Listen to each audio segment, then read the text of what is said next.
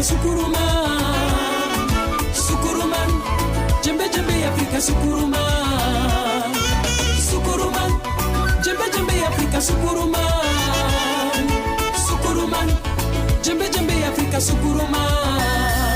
Abonisila kwa mimono mwana Afrika, abonisila kwa mimono mwana Kongo, abonisila kwa mimono mwana Afrika, Afrika, Afrika, abonisila kwa mimono mwana Congo.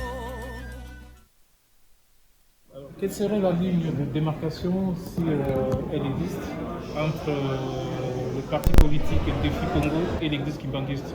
Peut-on imaginer par exemple quelqu'un qui est en contradiction avec la théologie, la foi kimbanguiste, qui puisse adhérer à ce parti, ou éventuellement des proches quelqu'un qui n'est pas nécessairement forcément prophète, soit à la tête du parti? Le kimbanguisme, c'est la tolérance, l'acceptation des autres. Donc aujourd'hui,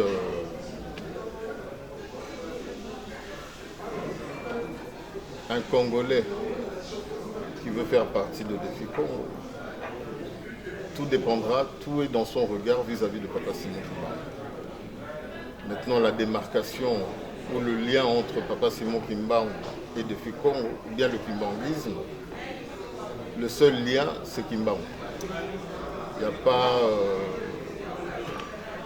le dogme kimbanguisme, quoi, kimbanguiste, pardon, non. Donc c'est le regard que le Congolais peut avoir vis-à-vis de Simon Kimbangu qui fera qu'il fera partie du Défi Congo naturellement. Alors, en parlant du regard que les Congolais peuvent avoir sur Simon Kimbangu, vous avez bien distingué, pas distingué, en tout cas, vous avez présenté le deux Kimbangu entre guillemets. Il y a les Kimbangu prophètes, mais également les Kimbangu héros national qui s'étaient opposés, qui s'étaient érigés contre un système politique. La différence, vous voulez dire? Non, la différence, c'est-à-dire c'est les discours que le public doit intégrer. Oui. Non, mais comme j'ai dit, tout est dans le regard. Celui qui a fait de Papa Simon Kimbangu un homme religieux, entre guillemets, c'est son fils Diangué Napuntima, qui, par l'enseignement de son père, par les sacrifices de son père, a créé l'église kimbanguiste. Parce que Papa Simon Kimbangu n'a pas laissé une église structurée comme l'église kimbanguiste qu'elle est aujourd'hui. Et c'est lui qui a fait de son père cet homme de Dieu que nous appelons prophète ou Saint-Esprit. Voilà, c'est son fils. Maintenant, l'homme politique qui a un regard autre par rapport à l'histoire de Papa Simon Kimbangu estime que Simon Kimbangu, de par ses opinions politiques en 1921, a suscité ce mouvement qui a fait que l'homme noir s'est identifié à lui tout simplement parce qu'il a dit non aux colonisateurs, aux Belges que nous connaissons par rapport à l'histoire. Kimbangu ayant dit non, Kimbangu est devenu ce héros national, pour ne pas dire international, étant donné qu'il a dit non à un système, pas seulement le colon qui était en Belgique, au Congo, pardon, mais même le Belge ou le Portugais qui pouvait être en Angola, tout simplement parce que Kimbangu a aussi fait un travail au niveau de l'Angola, pour ne parler que de l'Angola. Alors vous avez évoqué le kimbanguisme politique. Kimbangu a passé 30 ans en prison parce qu'il a dit non à un système politique et qu'il a refusé de faire des concessions. Il est resté en tout cas droit sur ses convictions avec ses 120 coups de fouet qu'il recevait tous les jours. Mandela a fait quasiment la même chose avec 3 ans de moins, 27 ans, en résistant face au régime d'apartheid. Qu'est-ce qui pourrait expliquer que l'héritage politique de Kimbangu n'ait pas été assez mis en relief et que c'est seulement aujourd'hui qu'on parle de kimbanguisme politique et que par exemple aucune date n'a été jusque-là consacrée à la vie, à la mort ou à la suite à Kimbangu? Comme je dis, le système nous a complexés. Le système a fait que si, comme Mandela, pour ne citer que lui, c'est l'homme blanc qui a fait de lui un héros à nos yeux. C'est encore la volonté de l'homme blanc. Mais Kimbangu, il n'y a eu personne, si ce ne sont que ses enfants, ses fils, qui ont pris une position et qui ont élevé Papa Simon Kimbangu à ce niveau-là.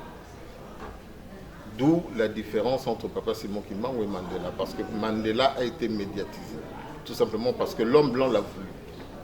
Et c'est là où commence le combat de Kimbangu, c'est là où commence le combat de Défi Congo, que nous-mêmes les Africains prenons conscience de ce que nous sommes censés représenter à l'échelle mondiale. Alors vous avez évoqué les systèmes, vous l'évoquez souvent, les systèmes qui asservissent les Congos, les peuples congolais, l'Afrique.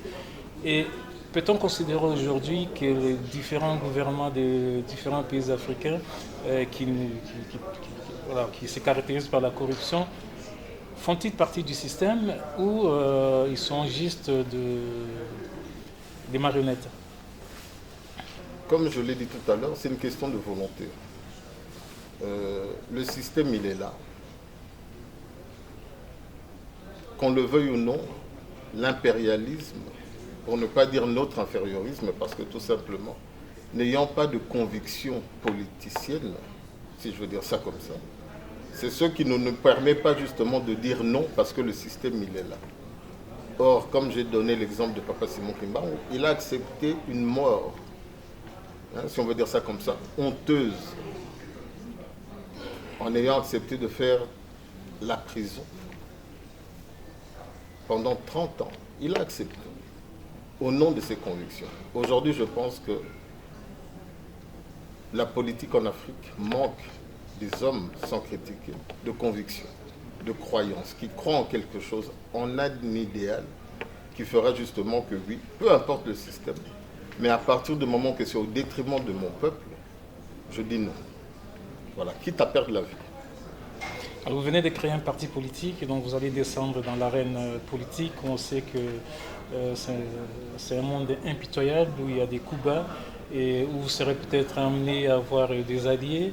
Alors la plupart des partis politiques aujourd'hui en République démocratique du Congo sont devenus juste des instruments pour une forme d'association sociale basée sur la corruption. Alors, comment envisagez-vous d'évoluer dans ce monde? Comme j'ai dit tout à l'heure, je ne suis pas assez simple pour me dire que demain je serai président de la République, mais au moins par mes convictions qu'aujourd'hui, dire non, c'est une question de volonté. C'est l'homme qui doit décider. Donc le changement, c'est moi qui dois vouloir l'apporter.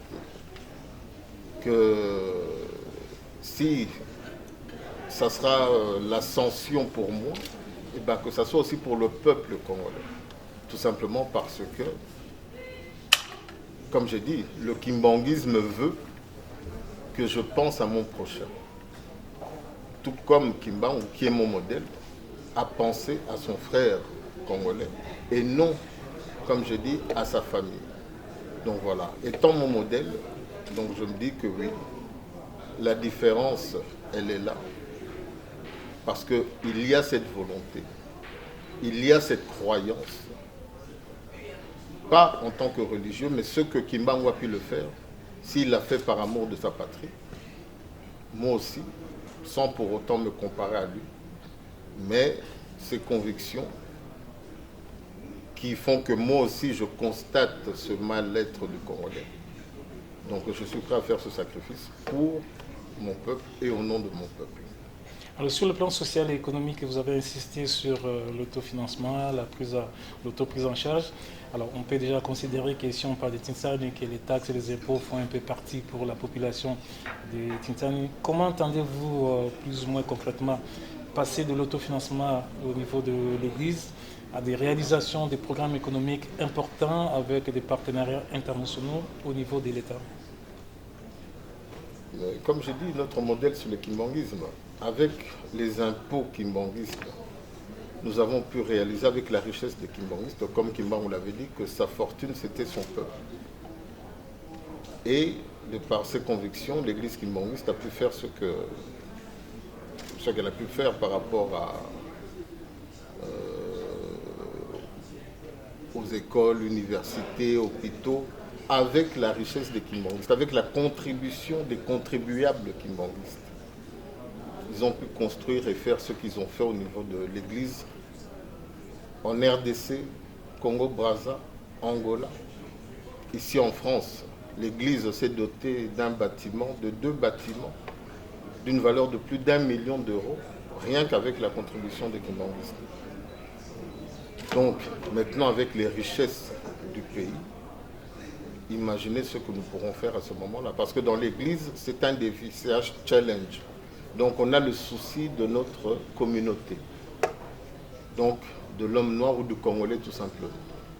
Donc, demain, avec le système politique, le mécanisme économique d'un État, je vous laisse imaginer qu'est-ce qui pourrait être réalisé à ce moment-là. Alors, dernière question un peu anecdotique, cela concerne les alliances avec les différents partis. Alors, je posais une question sur les Bundu Dia Congo. Alors, je ne vais pas vous demander qu'est-ce que vous pensez de ces partis parce que je ne vais pas jouer le journaliste pyromane pour allumer l'incendie dans le Bas-Congo. Est-ce que c'est un parti, c'est un parti qui est né sur des bases spirituelles? Une alliance avec ces partis-là serait considérée comme naturelle? Non, mais je pense que tous les partis ont une connotation spirituelle. Donc toute personne qui peut créer quelque chose, pour moi, je pars du principe que c'est l'inspiration de Dieu. Donc c'est la spiritualité, c'est l'intelligence de l'homme. Et cette intelligence permet à tout un chacun de créer quelque chose pour sa communauté. Donc oui, nous sommes ouverts à tous les partis.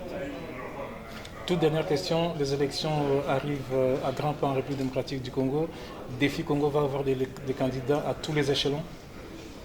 C'est l'objectif, d'être partout, à tous les échelons. Donc on peut déduire que vous serez candidat à l'élection présidentielle?